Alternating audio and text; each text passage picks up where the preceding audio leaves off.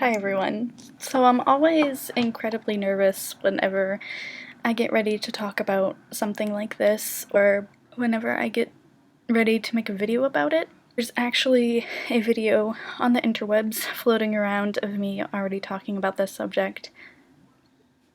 What you're looking at right now, this, as long as my hair will probably ever get. When I was in high school, I don't remember what year it was, but I was talking about it.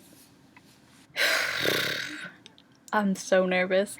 At the age of 23, you'd think I would be able to talk about this subject freely and openly and be completely confident in who I am and what I have and what I don't have. But I'm not. I still feel the need to hide this part of me. I'm just going to start by saying my name is Sam and I have alopecia areata. For those of you who don't know what alopecia is, it is an autoimmune disease that causes hair loss and prevents hair from growing in. And yes, I have had that definition memorized since I was in middle school.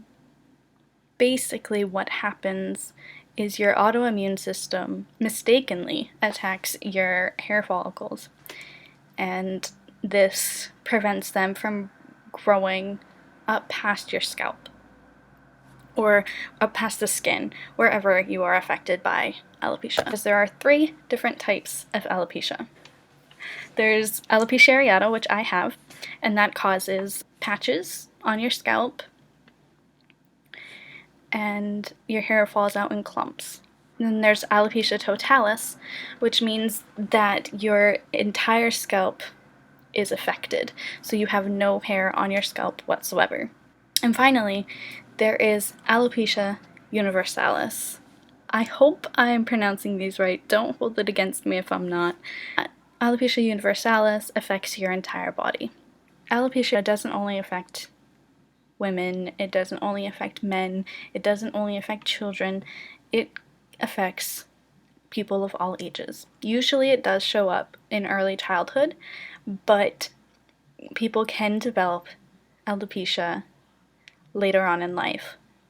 And I went to school with 2 people who developed it as teenagers. Most people don't know about alopecia because people don't talk about it.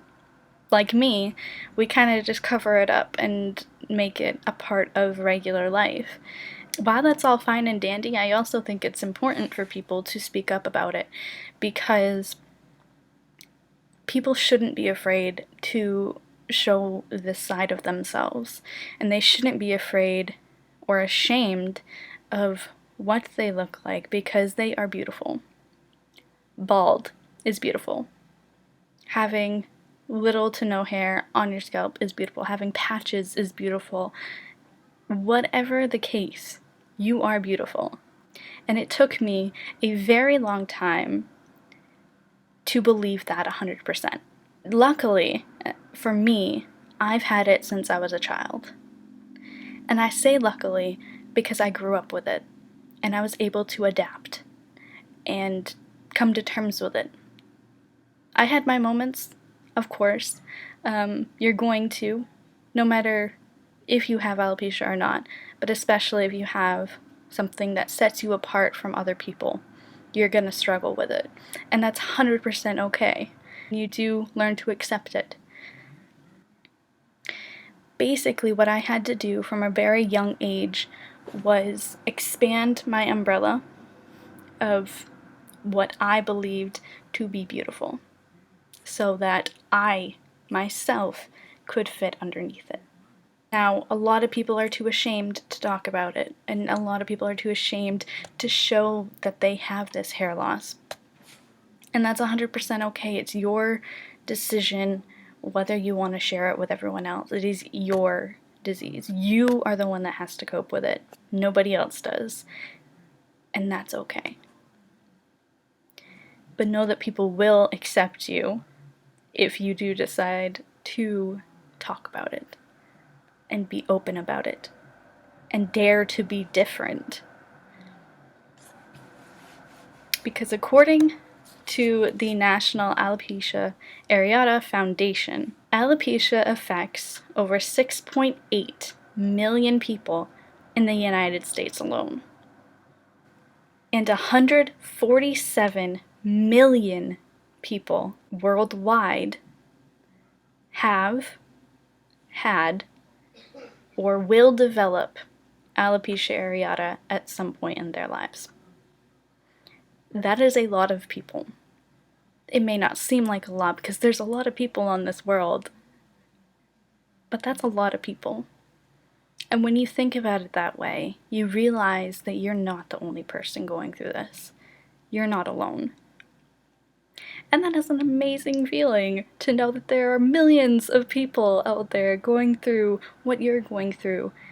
And I heard that number when I was younger. It was a little smaller back then because they hadn't really reached out as much. But to hear that there were millions of people going through what I was going through just at, the age of 13 or 12 or 11 was very reassuring to me. But what irritates me is the representation that we get. Now, we don't get that much representation necessarily because, again, a lot of people like to hide it and don't talk about it. There are a few actors and actresses out there. If you Google celebrities with alopecia, you'll come up with an entire list of people who have this and are now becoming vocal about it. But one of the biggest misconceptions about alopecia is that it's caused by stress. And I'm not going to show names, but there have been multiple shows that have mentioned alopecia, and every single time they associate it with stress. Stress does not cause alopecia. It doesn't. It may trigger it and make it show up sooner, but it is not caused by stress. Research actually shows that genes play a part in alopecia, not stress. So, anytime you ever hear alopecia associated with stress, don't listen to it because it's wrong. It's wrong. Throughout my life, I have struggled with having alopecia areata. I've gone back and forth between pretending it doesn't exist, ignoring that it exists, and for the most part, because I wear a wig, it's easier for me to pretend like it's normal. I forget that I even have it.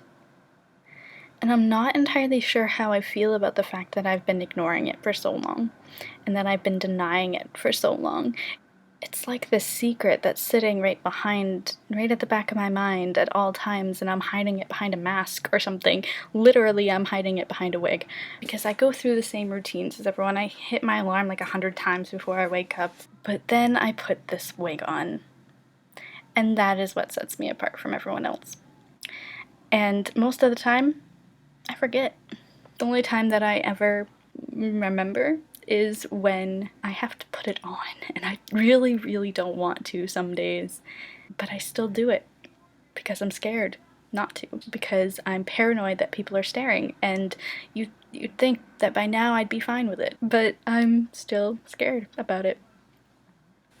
I really just wanted to make this video to let people know that this is what I have, this is who I am.